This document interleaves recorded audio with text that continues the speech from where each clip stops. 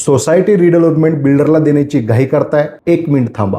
बिल्डरला फुकटचा 20 ते 25% प्रॉफिट देताय, अजून एकदा थांबा. सोसायटीने स्वतः सेल्फ रिडेव्हलपमेंट केलं तर सरकार स्वतः तुम्हाला हे 4 मोठे फायदे देते, ज्यामुळे तुमचा लाखो रुपयाचा फायदा होऊ शकतो. पण यासाठी तुमची सोसायटी एलिजिबल आहे का? याच्या फक्त 2 अटी आहेत. पहिली, तुमची बिल्डिंग 30 वर्षापेक्षा जुनी असावी आणि दुसरी, सोसायटीच्या जनरल बॉडी मीटिंगमध्ये तसा ठराव पास केला असावा. आता महाराष्ट्र सरकारच्या GR नुसार मिळणारे 4 मोठे फायदे लक्ष देऊन ऐका. नंबर 1, तुम्हाला एक्स्ट्रा 10% FSI मिळतो आणि TDR खरेदीवर थेट 50% कन्सेशन मिळतं. नंबर 2, प्रोजेक्टसाठी बँकेकडून घेतलेल्या लोनवर 4% इंटरेस्ट सबसिडी मिळते.